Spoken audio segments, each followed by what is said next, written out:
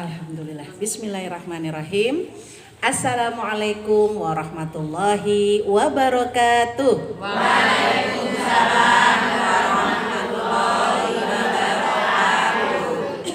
Innal hamdalillah nahmaduhu wa nasta'inuhu wa nastaghfiruh wa na'udzu billahi min syururi anfusina wa min sayyiati a'malina may yahdihillahu fala mudhillalah wa may yudlilhu fala hadiyalah.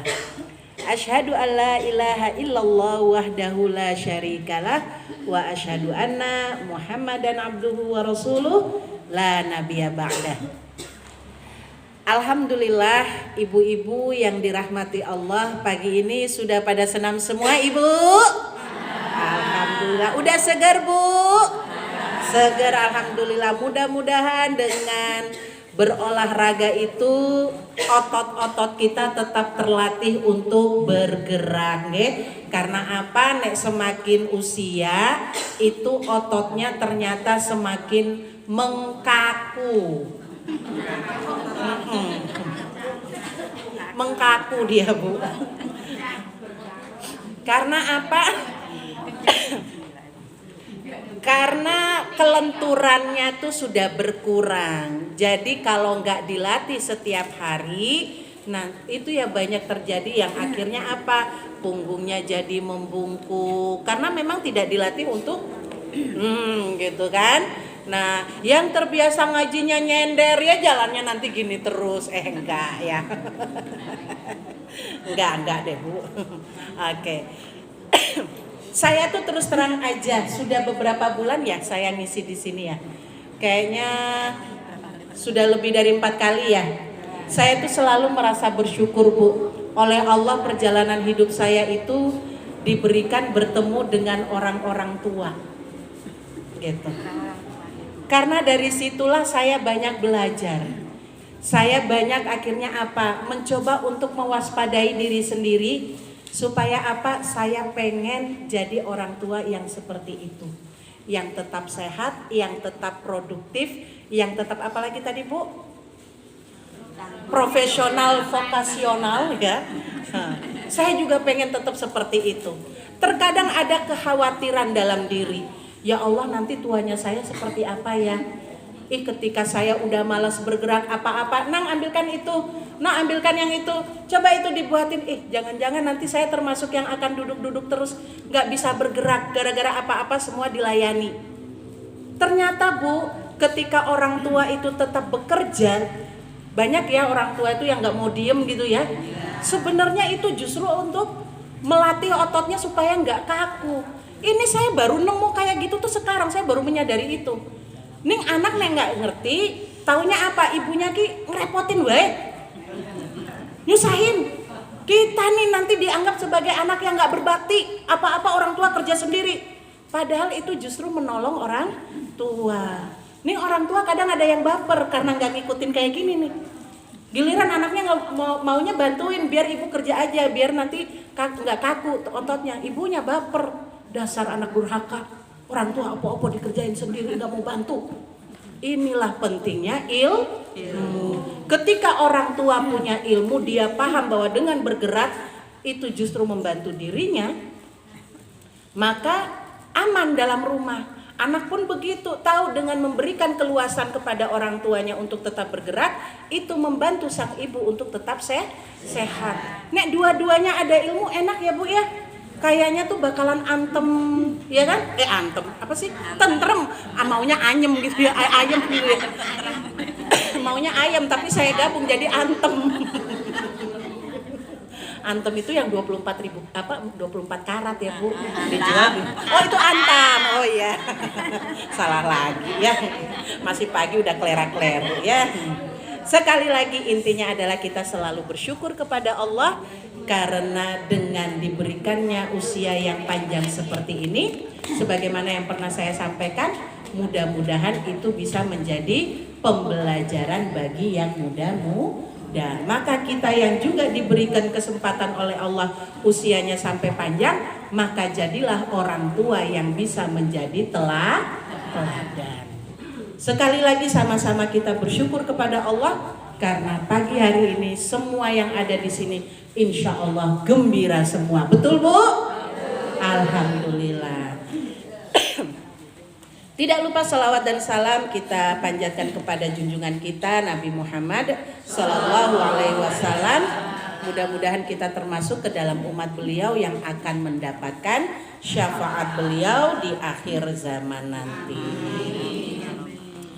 Ibu-ibu yang dirahmati Allah, kita sudah sampai di akhir bulan Sya'ban. Udah tinggal beberapa hari lagi kita bertemu dengan Ramadan. Berdoa sebanyak-banyaknya, ya. Berdoa tinggal 5 hari ya wes, insya Allah nanti bisa ketemu. Enggak, belum tentu Bu. Ada yang sejam sebelum masuk Ramadan udah dipanggil, ya kan? Maka berdoa yang banyak, ya Allah sampaikanlah aku pada bulan Ramadan, sehatkanlah aku ya Allah. Ada yang sampai bulan Ramadan tapi nggak sehat, mau ke masjid tarawih ora iso, kakinya sakit, ya kan? Arek poso beduk yo tetep ora sanggup, ya kan? Maka minta pada Allah, sampaikan aku di bulan Ramadan dalam keadaan sehat, penuh semangat, bahagia. Karena Nabi sudah menyampaikan barang siapa yang menyambut Ramadan bahagia bertemu Ramadan, maka Allah akan bukakan pintu surga untuknya. Mudah-mudahan kita termasuk di dalamnya ya Bu. Masya Allah, betapa kalau udah sekarang ngumpul, selesai kita senam, kemudian lanjut thalabul ilmi, pintu surga tuh dibuka sama Allah. Makhluk Allah seperti semut, ikan di lautan, semua berdoa untuk kita. Ya Allah, mau ngarep tetangga kita doain kita, ada bisa Bu? Belum tentu ya Bu. Belum tentu didoain tetangga. Tapi begitu kita menuntut ilmu seperti ini, ada di dalam majelis ilmu, didoain. Ikan mendoakan, semut mendoakan. Bayangkan ada berapa banyak itu semut dan ikan tuh. Emang mereka kalau doa gimana? Udah nggak usah mikir gimana caranya mereka doa. Yang penting itu sudah diberitakan sama Nabi ya. Udah gitu apa? Kita dalam majelis ilmu seperti ini dilindungi sama malaikat. Dalam kita duduk di sini dinilai sedang jihad fisabilillah. Orang yang berjihad itu darahnya netes, itu tuh bisa untuk menyelamatkan dia dan 72 keluarganya. 70 keluarganya. Jadi ibu-ibu berbahagialah, panjenengan semua saat ini sedang jihad fisabilillah. Orang yang berjihad di jalan Allah itu sangat dicintai Allah. Seneng gak Bu dicintai Bu? Seneng gak? Ini kok yang merengut ya? Nah, dicintai Allah kok. Apa ya gue? Nek dicintai Allah ya tunjukkan, merasa bahagia dicintai Allah, ya kan? Duduknya sing tegap, walaupun selalu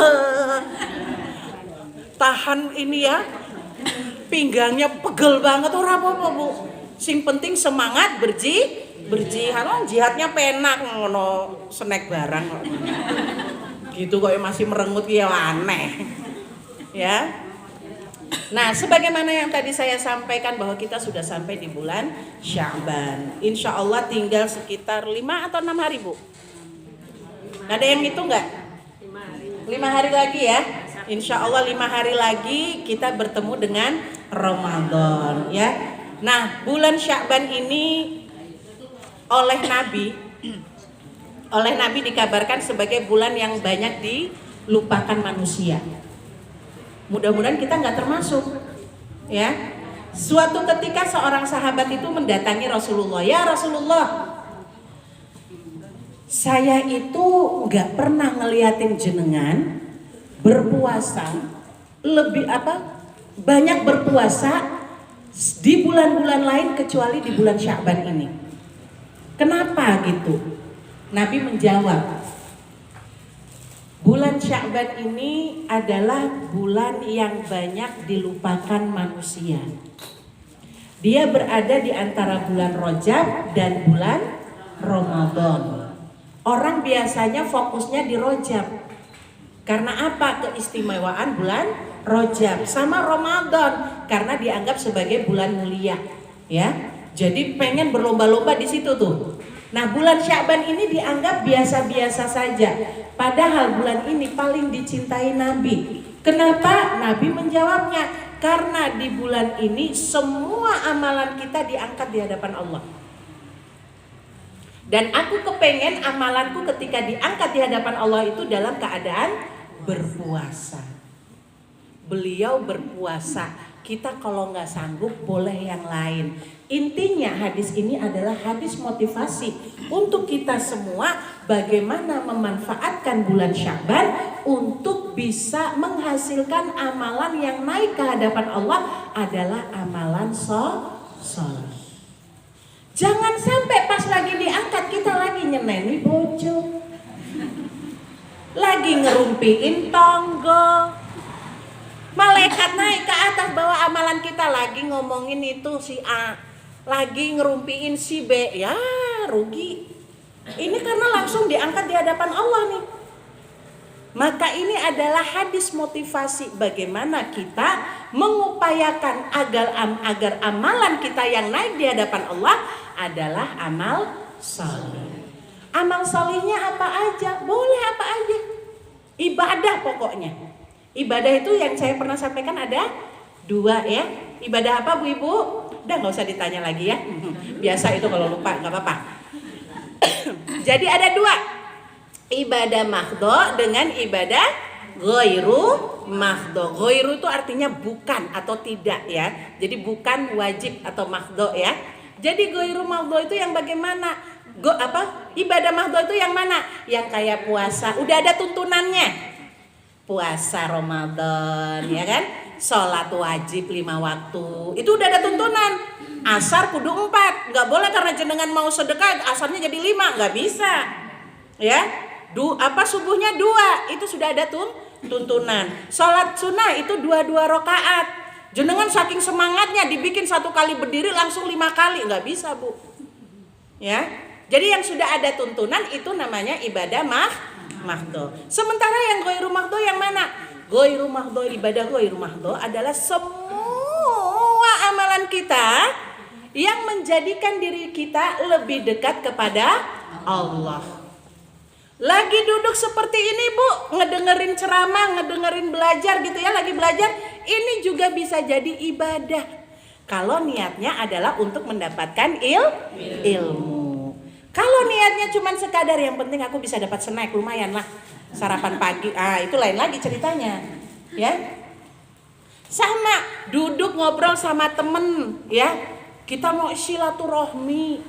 Nih silaturahmi isinya ngomongin orang, ya nggak jadi ibadah nih kayak gitu ya. Beda ceritanya kalau Ustazah Nida aku tuh mau tanya pendapat jenengan, nek misalnya aku kin duwe tetangga ngene lah, terus aku kepriben ya Us, apa yang harus aku lakukan biar hubunganku dengan dia semakin baik? Nek dalam rangka mencari solusi itu boleh. Ustazah, kami itu ngegosip bukan lagi ngegosip, enggak. Kami sedang memetakan persoalan-persoalan umat untuk bisa kami bicarakan bersama. Itu nama lain dari ngegosip.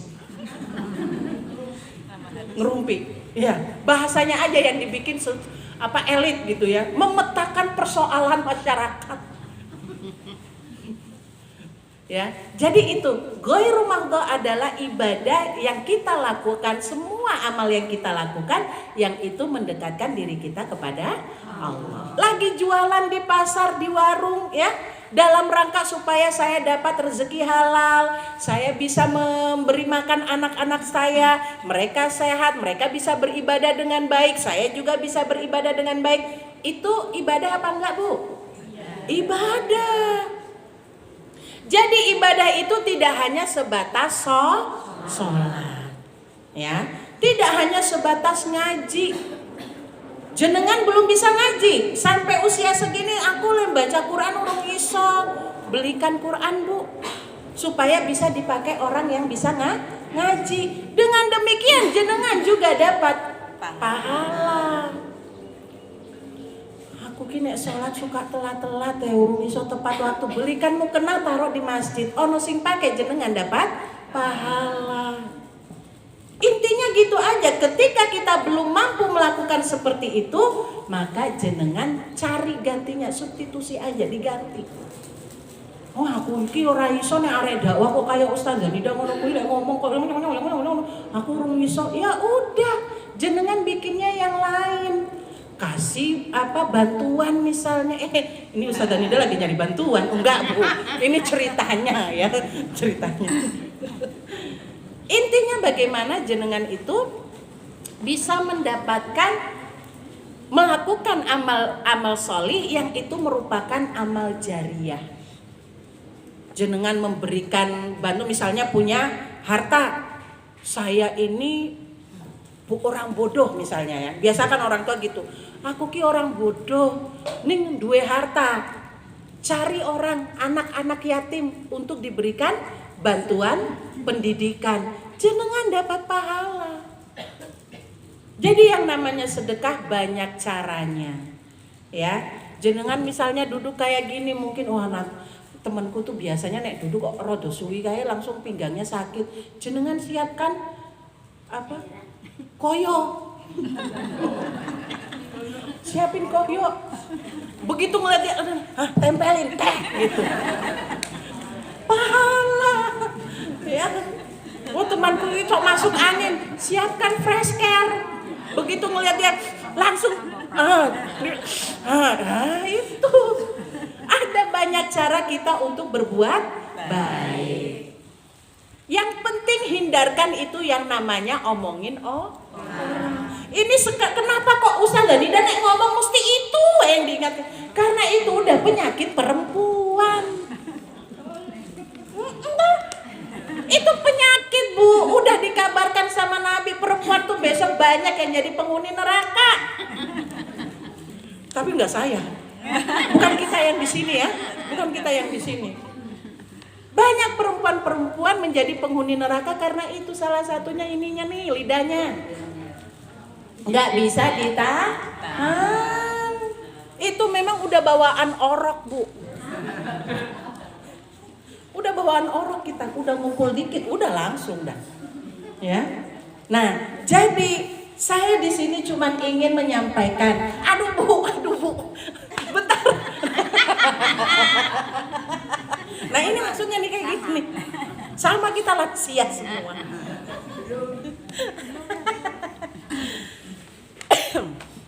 Ya. Jadi ibu-ibu, intinya adalah hadis yang saya sampaikan tadi untuk memotivasi kita memanfaatkan bulan Sya'ban yang Nabi bilang banyak dilupakan manusia. Saya harapkan bukan kita di sini. Ya, kita akan betul-betul memanfaatkan Sya'ban kita ini untuk bisa lebih siap di bulan Ramadan. Nek saat ini kita udah terbiasa puasa, masuk Ramadan mah udah gampang, Bu. Ya kan? Tapi ini ada aturannya ya, Bu. Kalau untuk masalah puasa, kalau udah lebih dari nisfu Sya'ban, itu puasanya sudah tidak sudah, bahkan ada yang mengharamkan. Nggih. Lah terus nek ngono kuwi lah piye aku? Nah itu tadi, enggak cuman sebatas puasa berbuat baiknya, bisa yang lainnya ya. Jadi kalau sudah lewat dari nisfu Sya'ban, puasa sudah tidak bisa lagi. Kecuali ada lima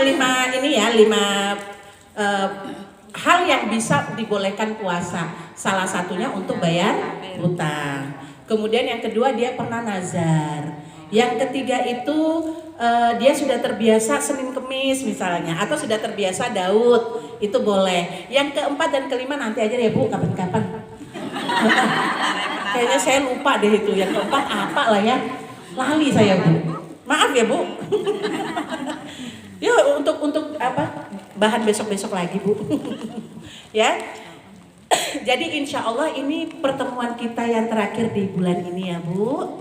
Ya kan? Setelah itu kita masuk bulan Ramadan. Jadi mari ibu-ibu dimulai dari bulan Sya'ban ini tingkatkan amal solih kita, lebih rajin lagi datang pengajian, lebih rajin lagi berbuat baik dengan semua orang, ya.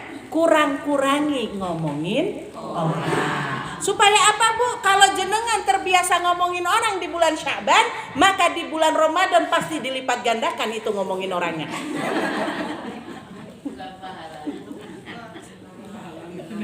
Wah, itu bulan Ramadan itu bulan berlipat-lipat Bu. Ya, jadi ingat itu. Jangan ngomongin orang di bulan Sya'ban biar bulan Ramadannya nggak meningkat itu ngomongin orangnya. Ya, ngeliatin di sebelah, waduh udah persiapan bikin kue. Nah, nek wis ya. Ya, jadi hati-hati ya Bu Ibu. Manfaatkan bulan Sya'ban ini sebaik-baiknya. Ingat, di bulan inilah semua amalan kita diangkat di hadapan Allah. Jadi kalau bisa tadi jangan sampai pas kita lagi ngegosip kok yo dinaikkan di hadapan Allah. Nah, sekarang pertanyaannya, bagaimana caranya kita untuk bisa terus semangat? Kadang-kadang ayo Bu Ibu semangat. Ning carane ngono kuwi lho. Apa sing arek semangat ki apa? Lek piye carane untuk semangat? Nah, sekarang saya mau ngasih tahu nih. Tadi saya berbicara tentang Nabi Muhammad menyemangati kita untuk apa? Untuk berbuat baik di bulan Sya'ban. Itu namanya kita disuruh untuk antusias. Sebenarnya ayat-ayat antusias itu menumbuhkan antusias itu banyak. Allah itu di dalam Al-Qur'an pernah mengatakan fastabikul. Namanya fastabikul, lomba. Kira-kira nek lomba iki pelan-pelan atau cepet-cepet Bu? Cepet-cepet. Jenengan nek pelan-pelan le sedekahnya sithik-sithik. Giliran ngomongin orang cepat. Sedekah milih sing paling cilik. Pengalaman semua ini kayaknya. Ya. Yang namanya lomba itu jangan sampai kita nyesel. Kehidupan ini adalah perlombaan. Namanya lomba pasti ada yang kalah. Fastabikul khairat, berlomba-lomba dalam kebaikan. Itu sudah diajak sama Allah, udah diingatkan sama Allah. Nabi juga udah bilang pokoknya berbuat baik, ya. Khairukum man ta'allamal Qur'an, itu ada ya. Khairukum, orang sebaik-baik kamu, kata Nabi. Sebaik-baik kamu adalah yang paling bermanfaat untuk orang lain. Itu adalah hadis-hadis motivasi untuk menumbuhkan antusias kita. Gimana caranya biar saya jadi sebaik-baik manusia. Sebaik-baik manusia adalah yang paling bermanfaat. Nek bermanfaat gimana ya? Contoh gampangnya gini Bu, jenengan ada di situ, orang bakalan kehilangan nggak kalau jenengan nggak ada? Nek orang malah bahagia jenengan nggak ada, nah itu berarti jenengan harus banyak istighfar lah. Ya. Tapi nek jenengan nggak ada kok ditakoni nang endi yo, kok ora teko ya, kok ora, nah itu berarti jenengan memang bermanfaat. Orang bahagia ada jenengan, itu jenengan bermanfaat. Jangan sampai ada jenengan orang yang tadinya lagi ngobrol-ngobrol langsung. Tapi ada juga kemungkinan mereka ngomongin kita. Makanya begitu kita datang langsung mereka diem. Enggak ya, kalau di sini mah enggak, di sini enggak. Enggak ada. Itu yang di sono. Intinya adalah bagaimana kita menumbuhkan antusias kita untuk menjadi sebaik-baik manusia. Caranya gampang, Bu. Yang pertama, berpikir besar. Berpikir besar itu artinya kita punya tujuan. Berpikir besar itu punya tujuan dan kita merasa seperti diawasi Allah langsung. Ihsan. Nabi Muhammad pernah didatangi seorang pemuda. Dan pemuda ini Nabi mengetahuinya sebagai malaikat. Dia menyamar jadi pemuda. Pakaiannya serba putih bersih. Padahal para sahabat di sekitarnya ngertinya itu orang dari jauh. Tapi nggak nampak kayak dari perjalanan jauh. Malaikat ini bertanya pada Nabi, wahai Nabi, apakah itu iman, Islam, dan ihsan. Kemudian Nabi menjawab, yang bertanya lebih tahu daripada yang ditanya. Maka malaikat menjawab, ihsan itu apa? Iman itu ini, Islam itu ini. Kemudian dijawab lagi bahwa ihsan adalah engkau merasa betul-betul sedang diawasi Allah. Kita yang namanya saat ini pengajian tuh ada di mana-mana toh Bu. Ning kok ya makin banyak juga orang-orang yang durhaka. Yang bermaksiat makin oke Bu. Kok iso? Padahal pengajian saiki nek males datang ke pengajiannya lewat YouTube iso. Ya toh? Media sosial TikTok, Instagram, Facebook ada semua, bahkan di WA, di status itu juga orang kadang posting tentang dakwah. Ning kok iso yang bermaksiat juga makin banyak. Kan itu ya Bu, jadi pertanyaan toh. Biar sedikit yang buat kejahatan, yang maksiat, dakwah juga masih sedikit. Ning sekarang dakwahnya banyak, maksiatnya juga makin oke. Itu semua karena apa Bu? Karena tidak merasa diawasi Allah. Jadi sekedar datang pengajian, masuk telinga kanan, keluar beli gorengan Bu. Ya, karena itu kita nggak merasa diawasi Allah. Kebayangnya ngerasanya gimana? Kayak gini Bu, gampangnya nih. Jenengan ujian di sekolahan, ada guru yang berdiri pas di samping jenengan sama guru yang di luar kelas. Yang di luar kelas badannya besar, kumisnya melintang Bu. Yang di samping jenengan itu cungkring, krempeng, matanya juga sendu, seneng duit. Jenengan lebih takut yang mana Bu? Yang di samping sini apa yang di luar? Cungkring loh Bu. Tapi lebih medeni yang iki. Dia cuman gini aja, kita mau nulis juga udah geter. Yang di luar luweh aja di luar ini. Tapi kalau yang di samping kita mau nulis khawatir nek salah. Hati-hati kita itu, ya enggak? Itu ihsan. Merasa diawasi langsung, merasa Allah ada dengan kita. Selama ini kita berani berbuat dosa kan karena ngerasa iya sih, kita percaya pada Allah, tapi makanya masih berani ngomongin orang. Karena ya itulah. Paham ya? Ihsan. Ketika kita merasa diawasi langsung oleh Allah, kita benar-benar ingin memanfaatkan waktu kita untuk beribadah. Gak kepengen timbang aku koyong ini, mending udahlah aku tak sambil lihat-lihat Al-Quran. Walaupun mungkin belum bisa baca Bu, lihat aja itu udah pahala insya Allah. Timbang jenengan liatin foto orang, ngeliatin status orang. Lihat status orang jenengan darah tinggi, mending gak usah. Lihat aja Al-Quran. Ngerti nggak ngerti, lihat, baca artinya. Nah itu, saya nggak bisa bahasa Arabnya, baca terjemahan. Jadi dalam 1 bulan kita Ramadan ada punya target. Oh, aku kalau baca Arabnya tuh rasa yang penting baca terjemah. Itu. Jadi cari pengganti yang kita nggak bisa, tetap harus bisa berbuat baik.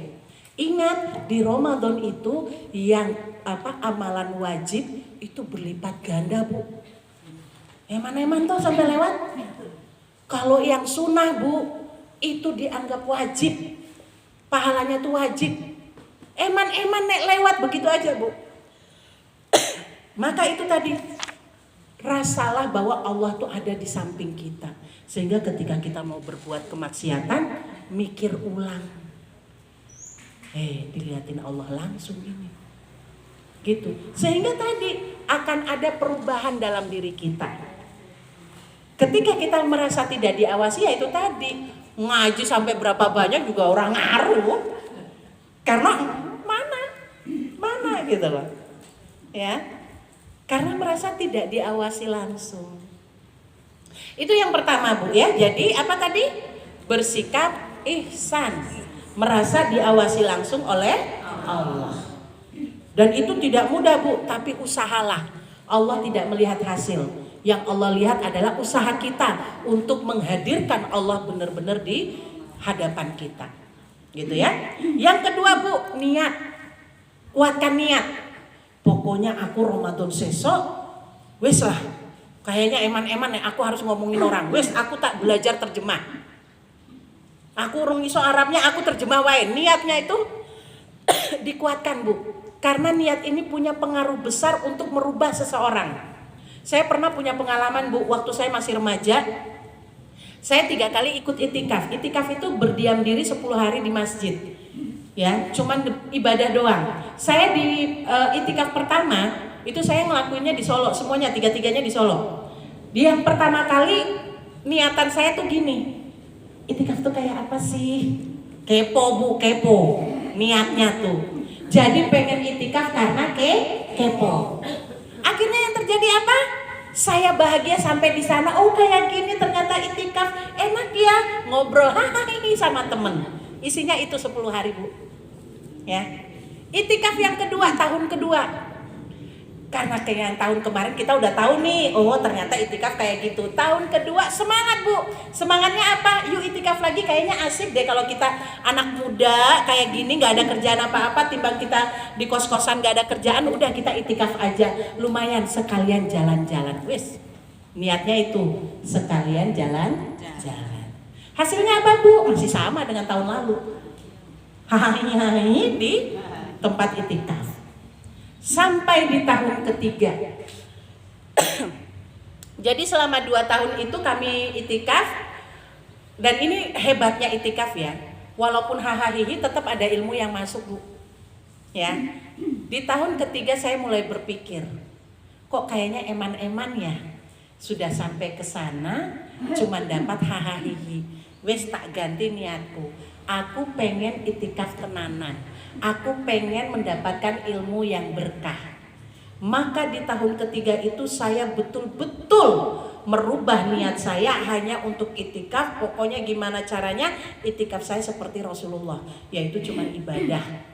Tidak memperbanyak obrolan, apalagi sampai ketawa ketiwi mematikan hati. Itu memang langsung berbeda Ibu. Sampai di tempat itu teman siapapun mau ngajak ngobrol, saya cuma terima kasih. Saya pegang Al-Quran tiap saat. Wih pokoknya sohihah banget. Itu merubah semuanya. Dan inilah yang saya mau bilang. Ini saya cerita ini bukan mau pamer, itu enggak. Maksud saya adalah saya mau menceritakan betapa kuatnya niat itu merubah kita. Kalau sampai kita punya niat itu bisa merubah kita, itu keren banget. Karena pentingnya niat. Ya, pentingnya niat untuk melakukan sesuatu. Jenengan datang ke sini ada niat tuh Bu? Pakai niat kan?